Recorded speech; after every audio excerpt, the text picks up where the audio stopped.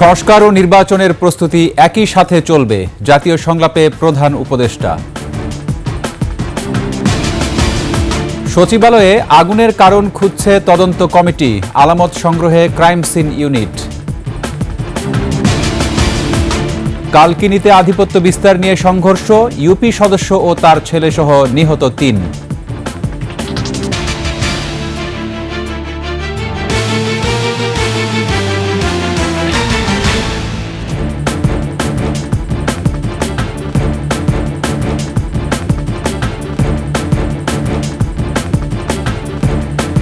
শুনছিলেন সংবাদ শিরোনাম। আমন্ত্রণ ২১-এর দুপুরের সংবাদে, সাথে আছি রক্তিম ত্রিপুরা। দর্শক, ২১ টেলিভিশনের সংবাদ একই সাথে সরাসরি দেখতে পাবেন আমাদের ফেসবুক পেজ www.facebook.com/2124 অনলাইনে। এছাড়া সাবস্ক্রাইব করতে পারেন www.youtube.com/@21etv চ্যানেলে। সংস্কার ও নির্বাচনের প্রস্তুতি একসাথে চলবে, ঐক্য সংস্কার ও নির্বাচন শিরোনামে জাতীয় সংলাপে এ কথা জানান প্রধান উপদেষ্টা ডক্টর মোহাম্মদ ইউনূস। এ সময় ঐক্যবিহীন সংস্কার বা সংস্কারবিহীন নির্বাচনে দেশ এগিয়ে যাবে না বলেও জানান প্রধান উপদেষ্টা। বিস্তারিত জানাচ্ছেন Nahid Siraji Nimmi. Forum for Bangladesh studies আয়োজিত ২ দিন ব্যাপী জাতীয় সংলাপের উদ্বোধনী সেশন ভার্চুয়ালি যুক্ত হন অন্তর্বর্তী সরকারের প্রধান উপদেষ্টা ডক্টর মোহাম্মদ ইউনূস। প্রতিটি নাগরিকের জাতীয় ঐক্যের লক্ষ্যে আয়োজিত এই সংলাপে প্রধান উপদেষ্টা বলেন, সংস্কার বিষয়ে সকলের ঐক্যমত প্রয়োজন। সংস্কার ও নির্বাচনের প্রস্তুতি একই সঙ্গে চলতে থাকবে।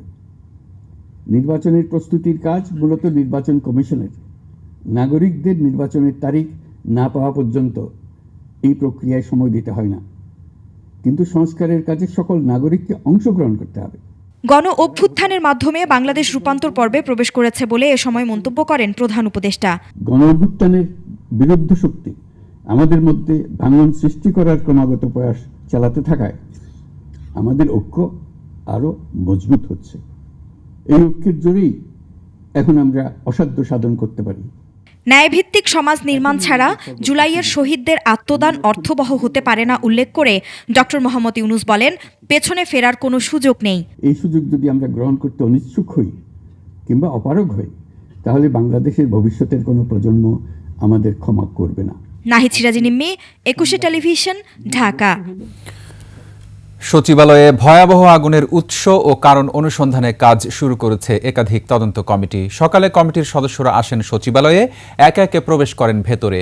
সিআইডির ক্রাইম সিন ইউনিটও আলামত সংগ্রহ করে। এদিনও কড়া নিরাপত্তার চাদরে মোড়া আছে পুরো সচিবালয় এলাকা। এদিকে এই অগ্নিকাণ্ড দুর্ঘটনা নাকি নাশকতা, এ নিয়ে জনমনে সৃষ্টি হয়েছে ধোঁয়াশা। সচিবালয়ের মতো কেপিআই-ভুক্ত স্থাপনার নিরাপত্তা নিয়েও দেখা দিয়েছে প্রশ্ন।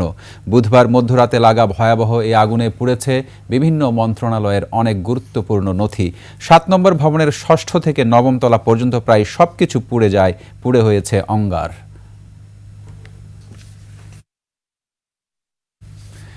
এদিকে সচিবালয়ে ঘটনাস্থল পরিদর্শনে এসে ফায়ার সার্ভিসের ডিজি জানালেন, আগুনের কারণ জানা যাবে তদন্ত শেষে। আমরা যেটা বলি, আমাদের তো তদন্ত চলতেছে, তদন্তের কাজটা শুরু হয়েছে মাত্র। যে তদন্তের কাজটা শুরু হয়েছে আর কিছুই হয় নাই। আমরা কাজটা করছি, ভিজিট করেছেন, স্যাররা ছিলেন, শেষ।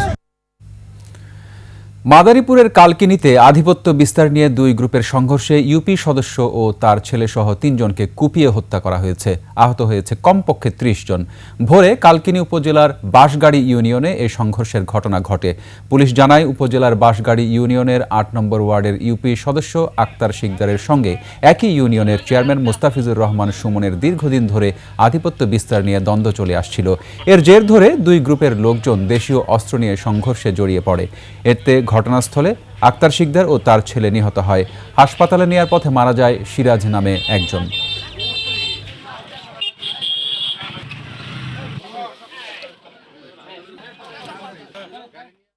এই ঘটনার সাথে যে বা যারা সংশ্লিষ্ট, আমরা খুব দ্রুততার সাথে তাদেরকে আইনের আওতায় আনার জন্য সর্বোচ্চ চেষ্টা করব। ঢাকা মাওয়া এক্সপ্রেসওয়ের ধলেশ্বরী টোল প্লাজায় বাস, প্রাইভেট কার ও মোটরসাইকেলের ত্রিমুখী সংঘর্ষে 5 নিহত হয়েছে, আহত হয়েছে 10 জন। পাবনায় ট্রাক চাপায় মারা গেছে 3 জন, আহত হয়েছে 5 জন। প্রত্যক্ষদর্শীরা জানান, ঢাকা মাওয়া এক্সপ্রেসওয়ের ধলেশ্বরী টোল প্লাজার সামনে থেমে থাকা প্রাইভেট কারকে যাত্রীবাহী বাস ধাক্কা দেয়। এতে প্রাইভেট কারটি সামনে থাকা মোটরসাইকেলেও ধাক্কা লাগে। এ সময় প্রাইভেট কার ও মোটরসাইকেলের 6 জন যাত্রী ও চালক গুরুতর আহত হয়। তাদের হাসপাতালে নেয়ার হলে চিকিৎসক 5 জনকে মৃত ঘোষণা করেন। এদিকে পাবনায় সাথিয়ায় ট্রাক চাপায় নিহত হয়েছেন ইঞ্জিন চালিত করিমনের 3 যাত্রী। পুলিশ জানায়, কৃষি শ্রমিকরা কাজে যাওয়ার সময় মালবাহী ট্রাক তাদের চাপা দিলে ঘটনাস্থলে 3 জন মারা যান, আহত হয় 5 জন। চাঁদপুরে জাহাজে 7 খুনের প্রকৃত রহস্য উদ্ঘাটন ও বিচার সহ বিভিন্ন দাবিতে অনির্দিষ্টকালের কর্মবিরতি শুরু করেছেন নৌযান শ্রমিকরা। দাবি পূরণ না হওয়া পর্যন্ত ধর্মঘট চালিয়ে যাওয়ার ঘোষণা তাদের। এতে পণ্য পরিবহনে দেখা দিয়েছে ভোগান্তি। নিত্যপণ্যের দাম বাড়ার শঙ্কা ব্যবসায়ীদের। তবে যাত্রীবাহী নৌযান থাকছে কর্মবিরতির আওতামুক্ত। প্রতিনিধিদের তথ্যচিত্রে ডেস্ক রিপোর্ট। গত সোমবার চাঁদপুরের মেঘনা নদীর মাঝিরঘাট এলাকায় জাহাজ এমভি আল বাখেরায় 7 শ্রমিক খুনের ঘটনা ঘটে। ভাগ্যক্রমে বেঁচে যাওয়া জাহাজের কর্মচারী জুয়েলের দেয়া তথ্যে হত্যায় জড়িত সন্দেহে ওই জাহাজের লস্কর আকাশ মণ্ডল ওরফে ইরফানকে আটক করা হয়। তবে নৌযান শ্রমিক ফেডারেশন বলছে, এ ঘটনায় ইরফান ছাড়াও আরও অনেকে জড়িত। ঘটনার প্রকৃত রহস্য উদ্ঘাটন সহ কয়েক দফা দাবিতে অনির্দিষ্টকালের ধর্মঘটের ডাক দেয় ফেডারেশনটি। বৃহস্পতিবার রাত 12টা 1 মিনিট থেকে সব ধরনের পণ্য ওঠানামা বন্ধ রেখেছেন নৌযান শ্রমিকরা। হতাহতের শিকার পরিবারকে 20 লাখ টাকা করে ক্ষতিপূরণের দাবিও তাদের। 7 জন মারা গেছে, এদের প্রত্যেকটা লোকের 20 লক্ষ করে টাকা জরিমানা দিতে হবে, না দিলে আমাদের যে ধর্মঘট, এই ধর্মঘট চলবেই। আকাশমণ্ডল একা মারে নাকি, এমনি যে 7 জন মারছে, এমনি আরো আকাশমণ্ডলের সাথে লোক আছে। এদিকে 7 খুনের ঘটনায় গ্রেপ্তার আকাশ মণ্ডল ওরফে ইরফানকে 7 দিনের রিমান্ডে নেওয়ার পর নানা তথ্য বের করার চেষ্টা চলছে বলে জানিয়েছে চাঁদপুর নৌ পুলিশ। খুরশিদ আলম মুকুল, ডেস্ক রিপোর্ট, 21 টেলিভিশন। নিচ্ছি সংবাদ বিরতি, ফিরে এসে অন্যান্য সংবাদের সঙ্গে আরো যা থাকছে। ভরা মৌসুমেও চালের বাজার চড়া, কমেছে আলু পেঁয়াজের দাম। আমন্ত্রণ আবারও 21 সংবাদে। সরবরাহ বাড়ায় সপ্তাহ ব্যবধানে আলু ও পেঁয়াজের দাম কমতে শুরু করেছে। গত সপ্তাহের তুলনায় আলু ও পেঁয়াজ কেজিতে 10 টাকা কমেছে। তবে মুরগির দাম গত সপ্তাহের মতোই চড়া। আমনের ভরা মৌসুমেও ফের বেড়েছে চালের দাম। বিস্তারিত জানাচ্ছেন নাহিদ সিরাজি নিম্মি। ছুটির দিনের পাইকারি বাজার, কারওয়ান বাজার। ক্রেতারা আসেন তুলনামূলক কিছুটা কমেই তাদের প্রয়োজনীয় পণ্য কিনতে। কিন্তু এখানেও দাম নিয়ে হিমশিম অবস্থা। এই চিত্র বুঝতে সময় লাগে না কেবল মুরগির দামের ব্যবধান লক্ষ্য করলেই। গত সপ্তাহে মুরগি পাইকারিতে বিক্রি হচ্ছিল 335 টাকায়, এখন বিক্রি হয়েছে 345 থেকে 350 টাকায়। ক্রেতারা বলছেন দাম বেশি, আর বিক্রেতাদের দাবি সরবরাহ আগের তুলনায় কম, তাই দাম বেশি। চাপ এখন আসছে ভালো, কিন্তু সাইডে বাজার মানতেছে শীতে নাকি কম, এই কারণে মাল কম আসতেছে। 10 টাকার মতো বেশি মনে হচ্ছে, সো এটা দিন দিন বাড়ছে, কমছে না। গত সপ্তাহে সোনালি ছিল 300 টাকা, এই সপ্তাহে 350 টাকা। দাম তো এখন এইভাবে চলছে, গিয়ে 550 কে 530। গত সপ্তাহে সোনালি ছিল আপনি 320-30, এই সপ্তাহে চলে লাগছে 350 টাকা।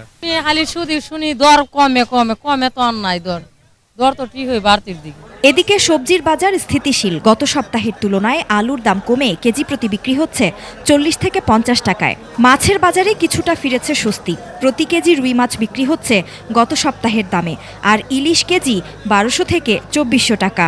সয়াবিন তেলের সরবরাহ স্বাভাবিক, বিক্রি হচ্ছে নির্ধারিত দামেই।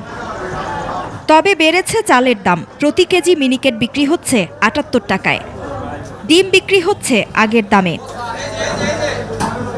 নাহিদ সিরাজি নিম্মি, 21 টেলিভিশন, ঢাকা। এবার আভিভা ফিন্যান্স লিমিটেড বাণিজ্য সংবাদ।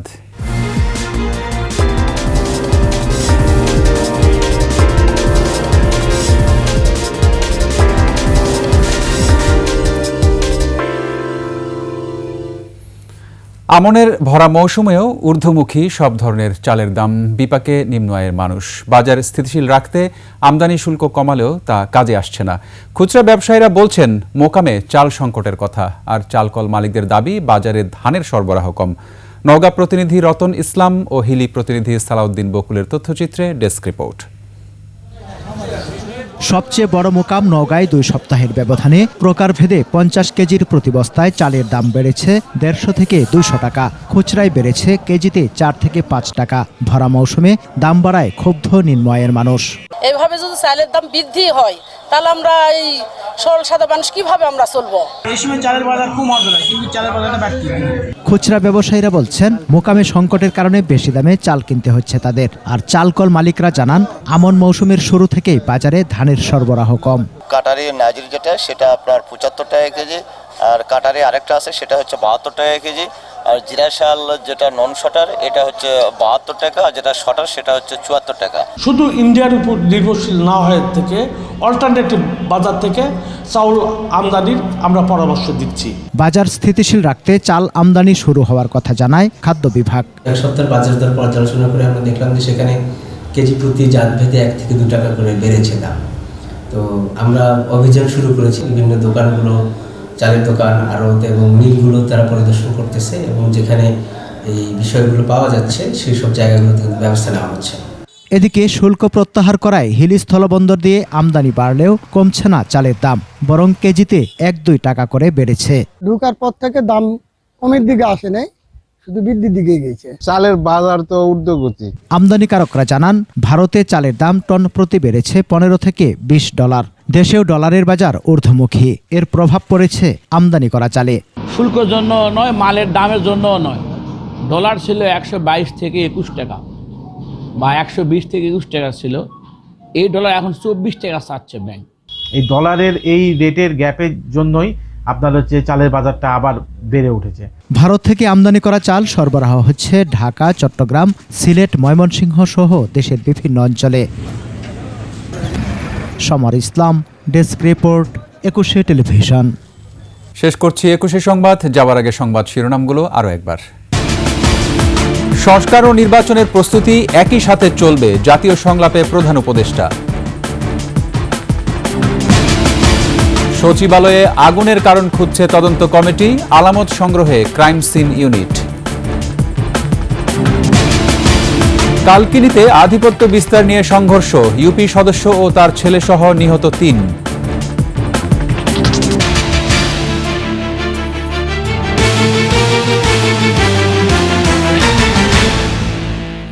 সর্বশেষ সংবাদ জানতে ডায়াল করুন 2021 নম্বরে, আর ভিজিট করুন 21-tv.com ওয়েবসাইটে।